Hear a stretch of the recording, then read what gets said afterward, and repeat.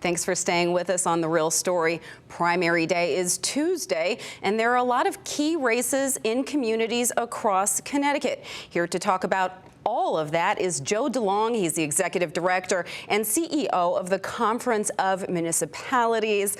Hi, Joe. Hi, Samaya. How are you? Good. Thanks for being with us. Now, we all know that local engagement and voter turnout, especially in a primary, has always been a bit of a challenge, not just in Connecticut, everywhere. But let's talk about why it's important for people to keep up with local politics, especially on Tuesday. You know, obviously in the work that I do, that becomes a point of frustration for me because I think sometimes watching what happens in Washington, D.C. is not only frustrating, but maybe entertaining. But at the end of the day, the decisions that are made there do not impact necessarily our lives on a daily basis.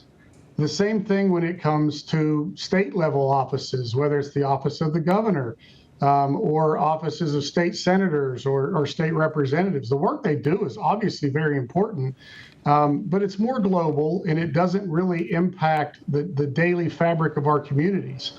These local elections for mayors and selectmen and board of selectmen, board of finance, and you know, even boards of education and all those types of things, they truly impact the fabric of our everyday lives.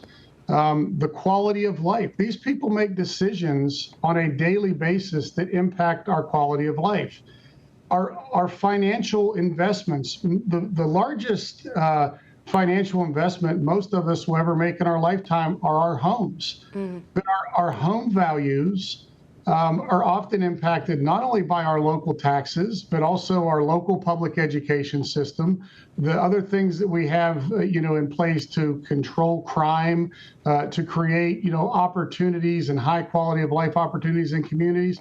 These are all things that the decisions that are made by local elected officials impact on a daily basis, on a weekly basis. So not only do they hit, our quality of life, our quality of education, but they also impact the value of our homes. They impact, what type of retirements we're going to have. So I really wish that people would understand that there is no government that not only is more intentionally in touch with the people than local government, but also there is no government that more directly impacts the lives that we lead than our local office holders do. So, I would encourage everyone listening not only to go out and vote like it's some type of civic duty, but actually to go out and participate, to learn who the candidates are, to give them your ideas and your thoughts and what you would like to see happen,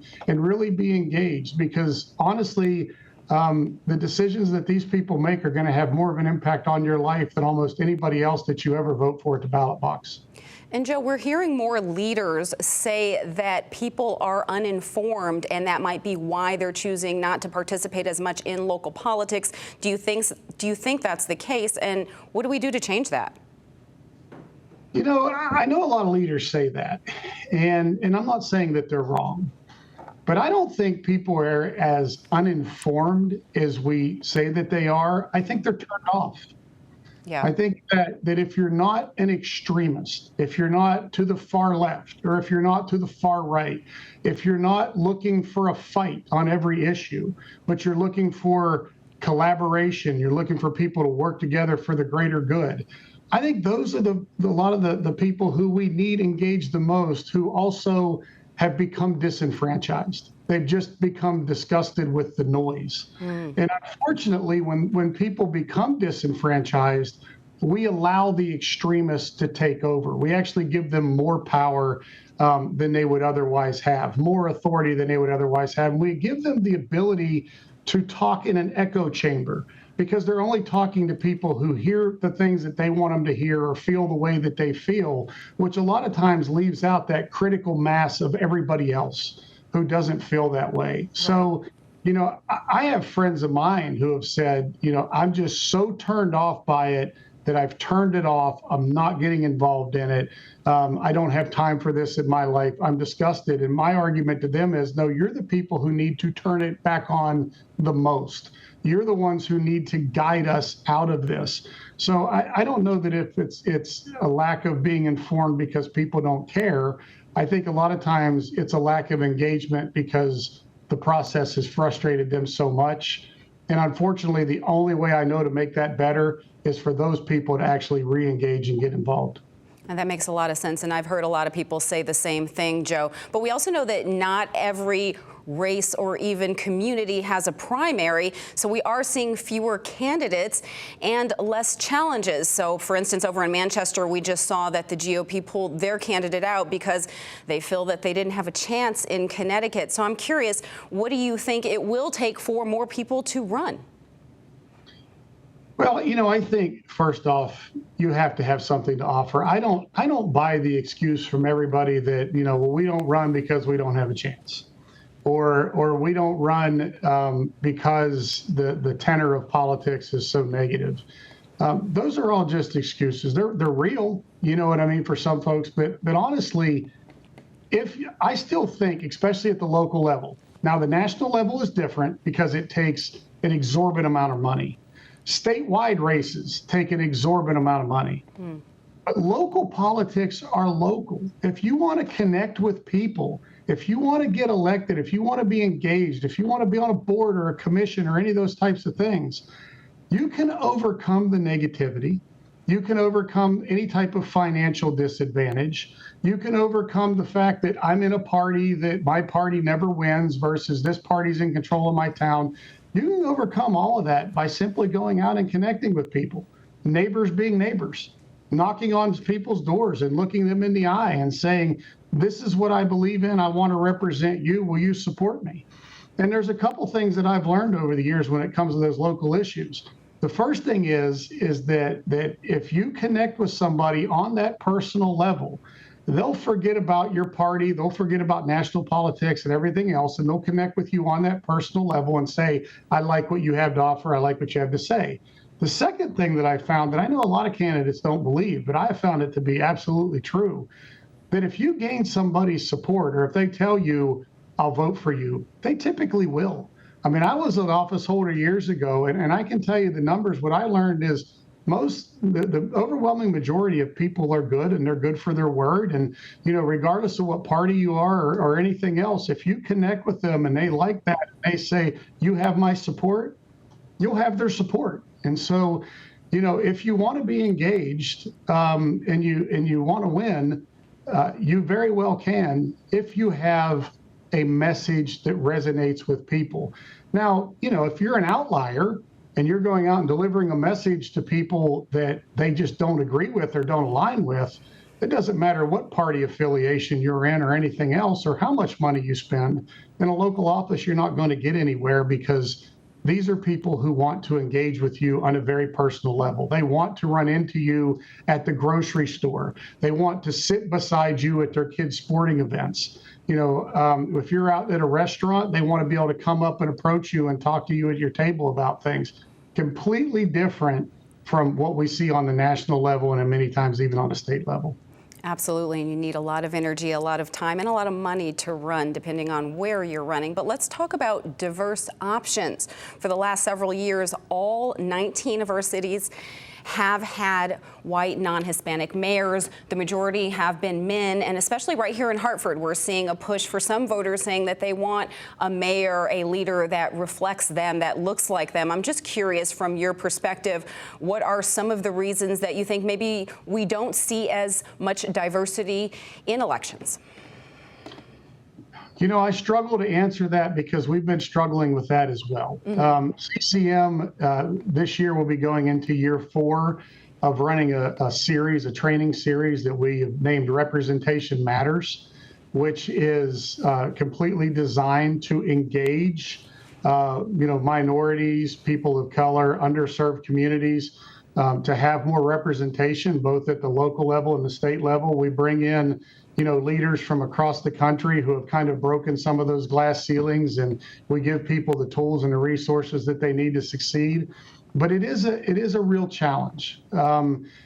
Just as much as if you were being accused of something and you went in front of a jury of your peers, you would want those peers to somewhat look like you or have gone through your experiences or dealt with things if you've had to deal with them. It's no different in government. You need to have people involved who not only reflect your values, but also understand your challenges and the things that you have to overcome. And we don't have enough of that in Connecticut, quite frankly. As an organization that does political advocacy, there are times that we'll go and we'll cut like a commercial spot or something like that. And we've had consultants in the past that have said, hey, make sure if you use your elected officials that you have diversity, that you have females in there, that you have minorities in there. And we sometimes say, we don't have a lot of diversity. We have a lot of people who look like me.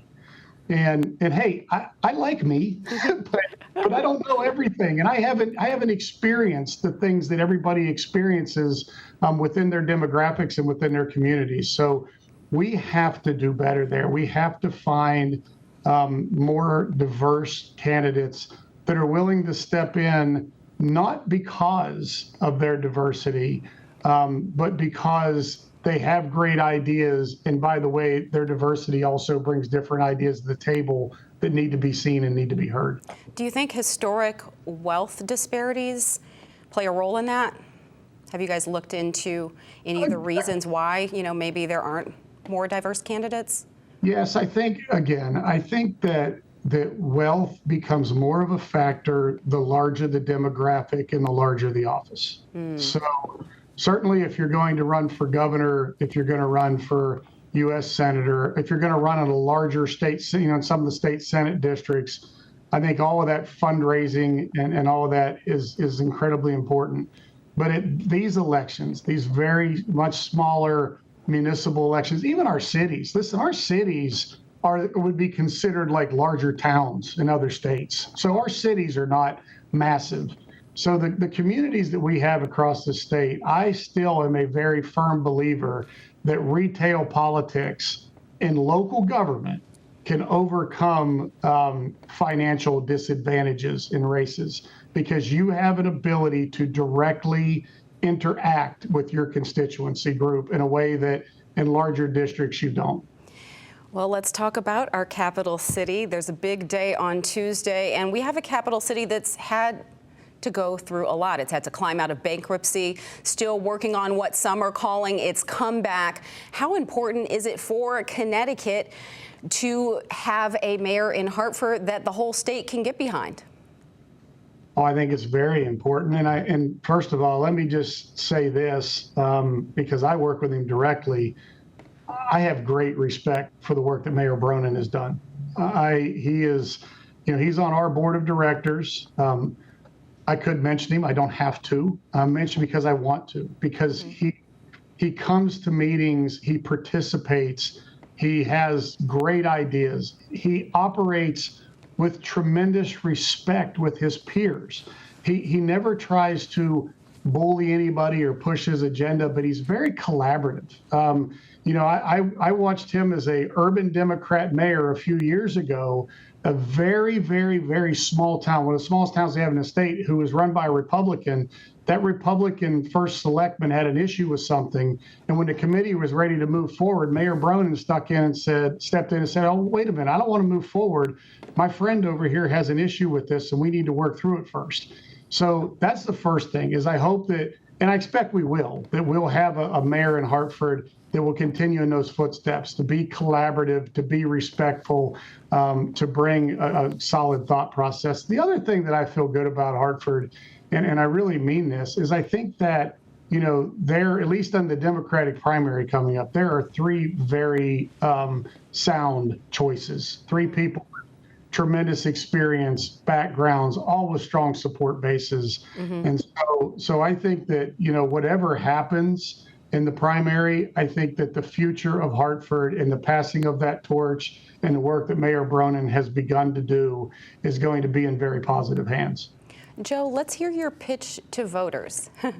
You're a bit experienced in all of this and have been paying a little bit more attention to it than the average voter, I think we can safely say.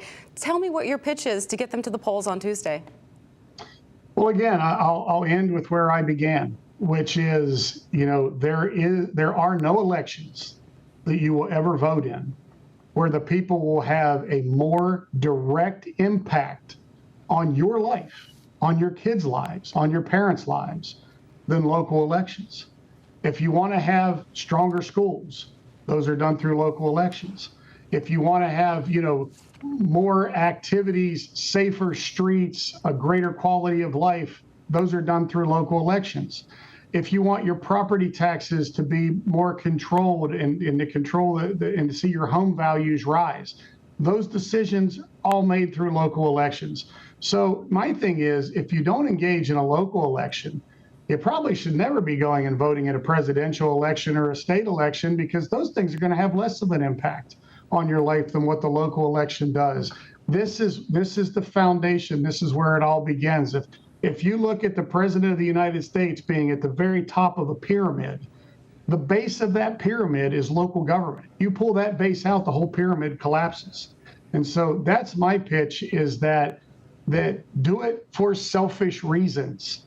Don't do it for partisan reasons. Just do it for selfish reasons. The fact that I want my everyday life to be better, and I want to have control and say in how my everyday life is better. And I'll never have more control than what I'll have with my local office holder, because I can access them. I can dictate the direction that I want to see them go. So that's why people should be involved, because what happens on Tuesday, what happens in November is going to have a direct impact on your quality of life going forward. Joe Delong with the Conference of Municipalities. Thank you so much for joining us today, Joe. That's my pleasure. Thanks for having me. Thank you, Joe. And as we hope voters get out to the polls Tuesday, September 12th for the primary, of course, we have everything you need to know for election coverage on fox61.com. Text the word VOTE to 860-527-6161, and you'll receive a text back with a link to our comprehensive guide that has everything broken down for you, from where your polling place is and how to register to who's running and what your rights are as a voter. And of course, we'll have continuous coverage throughout primary day right here on Fox 61. And if you want to watch these segments again or share them, head to fox61.com and download the Fox 61 app. And of course, watch The Real Story every Sunday at 10 a.m. right here on Fox 61 and streaming at Fox 61 Plus. Have a fantastic morning.